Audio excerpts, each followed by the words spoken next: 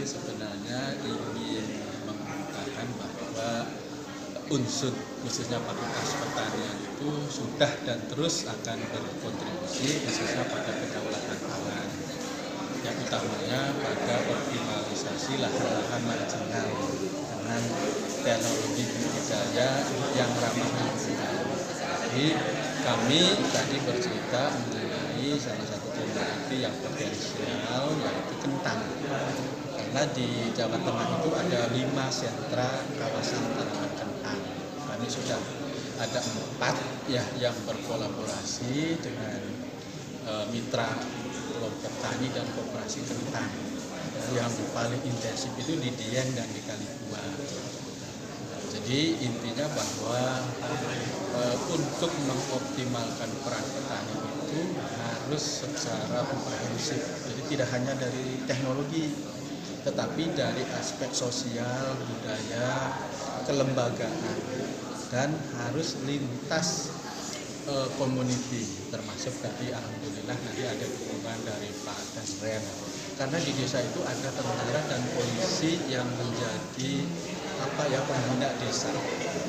Itu kami akan optimalkan ya, antara lain peran mereka untuk menggerakkan petani supaya optimal di dalam adopsi teknologi.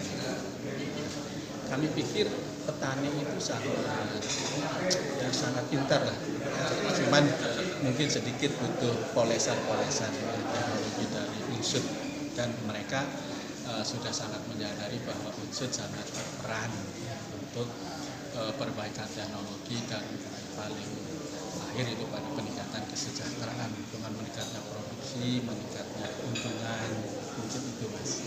Inovasi yang dilakukan unsur untuk mendukung para petani kentang. Yang pertama adalah teknologi budidaya organik, yaitu dengan memanfaatkan semua limbah organik tanaman digunakan untuk pupuk, dengan mengintroduksi bagaimana mengolah pupuk organik yang mudah, murah, dan cepat. Kemudian yang kedua, teknologi konservasi, dengan menerapkan kaidah konservasi, misalnya menanam sebaiknya itu memotong lasem supaya erosinya menurun. Kemudian yang ketiga, memanfaatkan agen hayati pupuk dan perlindungan tanaman. Jadi ada banyak mikroba yang bisa digunakan untuk agen pupuk dan juga untuk agen perlindungan tanaman. Nah, antara lain keduanya itu adalah program prinsip yang sudah dimiliki oleh petani. Kemudian yang berikutnya adalah aspek kelembagaan. Kami sudah merintis mereka membuat koperasi. Alhamdulillah 2 kawasan itu Kalibua dan Dieng sudah muncul sudah terbit SK koperasinya dari Kementerian. Dan kami menggandeng dengan berbagai stakeholder yang ada di sana, misalnya Pemda, kemudian lembaga keuangan, dan BUMN yang ada di kawasan itu, dan pengusaha misalnya.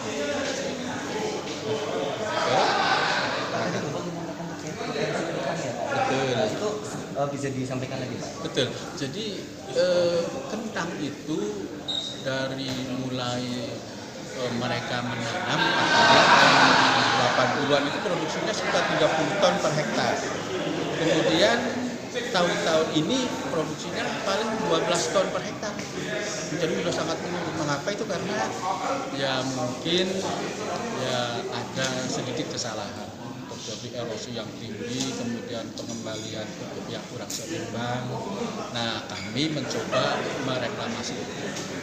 Pertama secara konservasi, pupuk yang diberikan jenis dan jumlahnya seimbang, termasuk misalnya pupuk organik, pupuk hayati.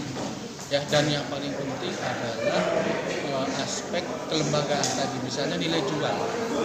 Mereka kalau panen, kalau tidak mempunyai kelembagaan, harganya tidak bisa tawar-menawar, tergantung pembeli. Nah, dengan adanya lembaga koperasi ini dikumpulkan oleh koperasi dan harganya bisa bargaining. Artinya nilai jualnya sudah meningkat karena nanti koperasi yang akan menjembatani antara pembeli dengan produksi. Kemudian ada dukungan dari lembaga keuangan, ya, lembaga keuangan untuk mensupport misalnya modal awal selama kentangnya belum laku, mereka kan tidak buru-buru jualnya karena ada pinjaman lunak. nanti kalau sudah laku baru dikembalikan. Jadi pokoknya kita tidak bisa bergerak sendiri, harus semua sumber daya yang ada. Walaupun memang kami mengakui ini tema, dan ini kami tidak akan berhenti di sini saja, akan terus insya Allah ya, berkontribusi untuk petani, khususnya kedaulatan pangan. Untuk nilainya sendiri Pak, tadi Pak menyampaikan. Oke, nilai jualnya itu jadi dengan pola petani itu kami bisa meningkatkan 2-6 ton. Jadi kalau 2-6 ton kan berarti 20-60 juta per hektar. Yang 6 ton itu kalau musim hujan, karena kalau musim hujan mereka nggak mau nanam, produknya tuh rendah, paling 10 ton. Jadi itu lebih tinggi 6 ton. Nah, harganya kalau lagi bagus kan 10.000, jadi bisa 20-60 juta peningkatan per hektar. Nah, biaya yang digunakan untuk adopsi teknologi itu sekitar 2 jutaan. Sangat ekonomis mereka. Dan mereka secara rutin ke sini ke Fakultas Pertanian Unsut untuk mengambil salah satu komponen produksi, yaitu Agensia Pupuk Hayati dan Agensia Perlindungan Anak. Itu produk Unsut. Nah, salah. Oke. Terima kasih Mas.